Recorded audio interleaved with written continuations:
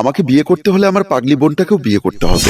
আমি আমার বোনকে একা ছেড়ে যাব না। পাত্রী দেখতে এসে পাত্রীর মুখে এমন উদ্ভট কথা শুনে সকলেই বিস্মিত। বিজয় গম্ভীর কণ্ঠে বলল, কি ছেলে মানুষই করছো নীলা? এসবের মানে কি? দেখো, মানে খুব সোজা। আমি আমার বোনকে ছাড়া একা বিয়ে করব না। এজন্য নিজের বোনকে সতীন বানাবে? দরকার পড়লে তাই করব। ওইদিকে সেকলে বন্দী হয়ে বসে আছে এক রমণী, পাগলামি করে যাচ্ছে। দেখতে কি মায়াবী মুখখানি তার! কে বলবে এই মেয়ে মানসিক প্রতিবন্ধী? বিজয় কথা না বাড়িয়ে নীলাকে টানতে টানতে বেলকনিতে নিয়ে আসলো। নীলার হাত শক্ত করে ধরে বলল, এসব পাগলামোর মানে কি? মানে খুব সোজা মিস্টার বিজয় চৌধুরী। আমার বোনকে আমি কিছুতেই এই অবস্থায় একা ছাড়বো না। ও তো তোমার আপন বোন না, তাহলে এত কিসের দরদ? তোমার কাছে প্রিয়া আপুকে আমার কাজিন মনে হতেই পারে, কিন্তু আমার কাছে সে আমার সব। আর প্রিয়া আপুর এই অবস্থার জন্য আমিই দায়ী। আজ আমার জন্যই আমার প্রিয়া আপু পাগল হয়ে গেছে, তাই ওকে এভাবে রেখে আমি কখনোই বিয়ের পিড়িতে বসবো না। নীলার কথা শুনে বিজয়ের চোয়াল শক্ত হয়ে গেল। রাগে শরীরটা তার থরথর করে কাঁপছে। বিজয় নীলাকে দেওয়ালের সাথে চেপে ধরে বলল, খুব শক্ত সতীনের সংসার করার, তাই না? তোর ইচ্ছা আমি পূরণ করব।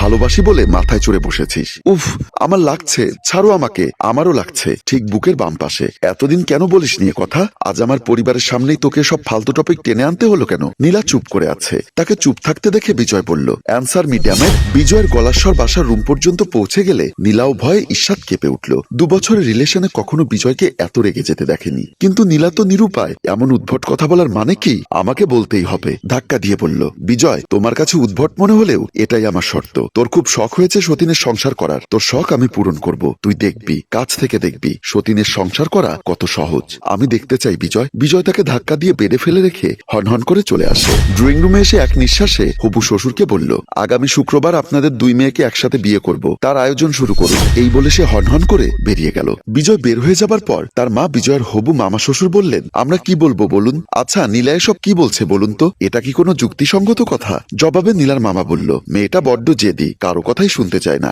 আপনারা চাইলে বিয়েটা ভেঙে দিতে পারেন। বিজয়ের মা দিশা বেগম বললেন, আমার ছেলের যখন একসাথে 2টো বিয়ে করতে আপত্তি নেই, সেখানে আমিও আর আপত্তি করব না। তবে আপনাদের মেয়েকে আপনারা বোঝাতে পারতেন, মা মরা মেয়ে আমার ঘরে মানুষ হয়েছে, বড্ড জেদি, কারো কথা শুনলে তো বোঝাবো। দিশা বেগম কথা না বাড়িয়ে বললেন, আচ্ছা আজ তবে উঠি, আগামী শুক্রবারেই বিয়ে, এই কথাই রইল। এই বলে চলে গেলেন। নীলা তার বালিশে মুখ গুজে কাঁদতে কাঁদতে বলল, মা, কেন আমাকে একা রেখে চলে গেলে? কেন?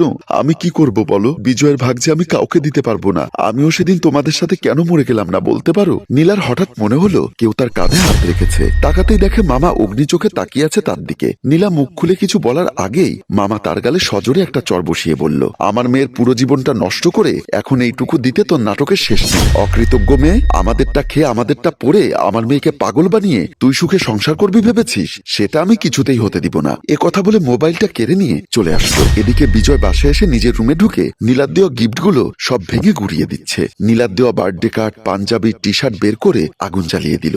মুহূর্তেই দাউ দাউ করে আগুন জ্বলে উঠল। যদিও এই মুহূর্তে সবচেয়ে ভয়ঙ্কর ভাবে বিজয়ের হৃদয় দহনে পুড়ে যাচ্ছে। জ্বলন্ত আগুনের উপর হাত রেখে বলল, নীলা, তুমি আমার ভালোবাসা দেখেছ, কিন্তু আমার ঘৃণা দেখোনি। এখন থেকে সেটাই দেখবে। আমার হৃদয় যেভাবে পুড়িয়েছ, এর চেয়ে শতগুণ বেশি আমি তোমাকে পোড়াবো। মামাতো ভাই সাব্বির এসে আগুন থেকে বিজয়ের হাত সরিয়ে নিয়ে বলল, তুই কি পাগল হয়ে গেছিস? এসব কি করছিস? বিজয় সাব্বিরকে জড়িয়ে ধরে বলল, প্লিজ আমার নীলাকে আমার কাছে এনে দাও। ও কেন এমন পাগলামো করছে? ও কি জানে না ওর বিজয়কে কতটা ভালোবাসে? প্লিজ ভাই, তুমি ওকে বোঝাও। সাব্বির দ্বিধায় পড়ে গেল। সে কি একবার নীলার সাথে কথা বলে দেখবে? বিজয়ের পিঠে হাত বুলিয়ে দিয়ে বলল, আচ্ছা ধৈর্য ধর, আমি নীলার সঙ্গে দেখা করে তাকে বুঝিয়ে বলছি। এবার শান্ত হ ভাই। একটু মস্কারা করে বলল, মন খারাপ করছিস কেন? কোথায় একসাথে 2 বউ পাবি, সেটার জন্য খুশি হয়ে পার্টি দিবি, তা না করে শোক পালন করছিস। অভিমান করে বিজয় বলল, কখনো কাউকে ভালোবেসেছ? না, তেমন কাউকে মনে ধরেনি, তাই কাউকে ভালোবাসিনি। এর জন্যই বুঝতে পারছো না আমার মনের ব্যথা। প্রসঙ্গ পাল্টাতে সাব্বির বলল, চল ছাদে যাই, মুক্ত বাতাসে ভালো লাগবে। এই বলে এক প্রকার জোর করেই তাকে ছাদে নিয়ে গেল। নীলা সিঁড়ির গোড়ায় মন খারাপ করে গুটিসুটি হয়ে বসে আছে। পাশের বাসার রাজু ভাইয়া দরজা খুলে বের হতেই তাকে দেখতে পেল। নীলাকে দেখলেই রাজুর মনের কোণে কেন জানি মায়া জমে ওঠে। নীলাও রাজুকে শৈশব থেকে বড় ভাইয়ের মতোই জানে। রাজু নীলার কাছে এগিয়ে এসে তার মাথায় হাত বুলিয়ে দিতেই নীলা উঠে দাঁড়ালো। রাজু বুঝতে পারলো তার বোনটির মন খারাপ। সে সান্ত্বনার স্বরে বলল, বোন রে, তোকে আগেই বলেছিলাম চলে যে এ বাড়ি ছেড়ে। এ বাড়ির মানুষ তোর ভালো কোনোদিনই চাইবে না। শুনলি না তো আমার কথা? এখন দে নিজের স্বামীর ভাগ, কর সারা জীবন সতীনের সংসার। ভাইয়া, আমি কোথায় যেতাম বলো? চাচুরাও তো আমাকে জায়গা দিবে না। আর কেউ এভাবে নিজের মেয়েকে সতীন বেঁধে দিবে সেটা তো কল্পনাও করিনি। এখনো সময় আছে, চলে জানি না। কক্সবাজারে আমার এক মামাতো ভাইয়ের বিশাল ব্যবসা আছে, আমি বলে দেব, সে তোকে একটা চাকরির ব্যবস্থা করে দিবে। নীলা চোখ মুছে বলল, না, আমি পালাবো না। নিজের ভুলের শাস্তি ভোগ করব। প্রিয়াপুর এই অবস্থা আমার জন্যই হয়েছে। বোকা বোকা কথা বলিস না,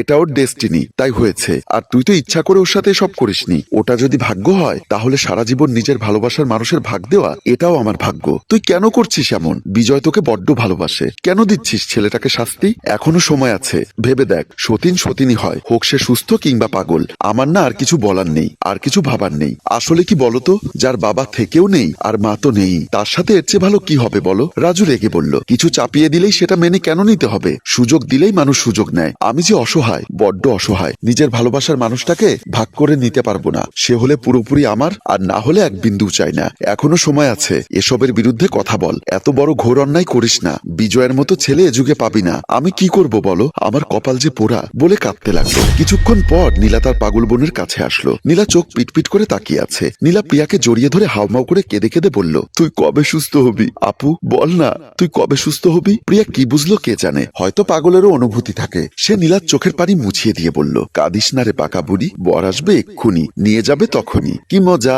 কি মজা, বলে হাততালি দিতে লাগলো। মামা এসে নীলাকে টেনে নিয়ে যাচ্ছে। নীলা জোরে জোরে বলছে, পাকা বুড়িকে ছেড়ে দাও, বর আসবে এক্ষুনি, নিয়ে যাবে তখনই। নীলা ব্যথায় কুকড়ে উঠল, মৃদু স্বরে বলল, মামা লাগছে, ছাড়ো আমায়। লাগুক, লাগার জন্যই তো ধরেছি। তোর সাহস কি করে হয় আমার অসুস্থ মেয়ের কাছে গিয়ে ন্যাকামো করার? আজকে তোর একদিন কি আমার একদিন। এই কথা বলে ধাক্কা মেরে রুমে ঢুকিয়ে দিয়ে বলল, যতদিন এই বিয়ে না হচ্ছে ততদিন তুই এই কামরায় বন্দি থাকবি, আর প্রিয়ার আশেপাশেও যেন তোকে না দেখি। এই কথা বলে মামা চলে গেল। দরজার বাহিরে আসতেই রাজুর সঙ্গে দেখা হয়ে গেল। রাজু বুঝতে পেরেছিল তিনি নীলাকে বন্দি করে রেখেছে। আঙ্কেল, কি করছেন এসব? একটা কথাও বলবে না তুমি? যেদিন তোমার আদরের বোনের জন্য আমার মেয়েটার জীবন ধ্বংস হয়ে গিয়েছিল, সেদিন কোথায় ছিলে তোমরা? ওটা একটা অ্যাক্সিডেন্ট ছিল, আর অ্যাক্সিডেন্ট কারো হাতে থাকে না। বাবা, অ্যাক্সিডেন্ট বলে চালিয়ে দিচ্ছ?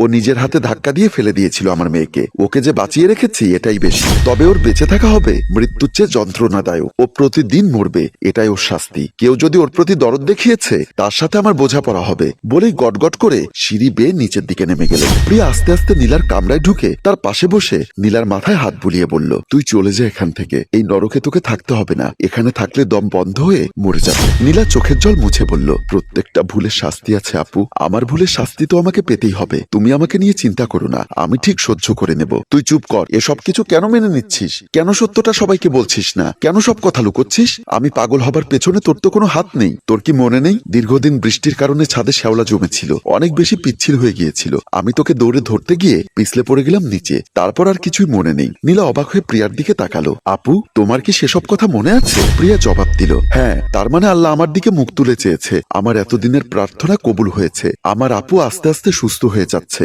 সে তার বোনকে জড়িয়ে ধরে কান্না করছে। তবে এই কান্না কষ্টের কান্না নয়, এই কান্না আনন্দের কান্না, কোনো কিছু হারিয়ে আবার ফিরে পাওয়ার কান্না। সম্মানিত দর্শক, দুঃখ হলো একটা দীর্ঘ রাতের ন্যায়, যা শেষ হয়ে নতুন দিনের সূর্য উদিত হবেই। ঠিক সেভাবেই আমাদের এই গল্পে নীলা ও প্রিয়ার জীবনে হয়তো নতুন সূর্য উদিত হতে যাচ্ছে। গল্পটির রচনা ও পরিচালনায় রেজাউল কবির চৌধুরী, প্রযোজনায় FA নয়ন চৌধুরী। গল্পটি যদি আপনাদের ভালো লেগে থাকে তাহলে লাইক, কমেন্ট ও শেয়ার করে আমাদের সাথেই থাকুন। ধন্যবাদ সবাইকে।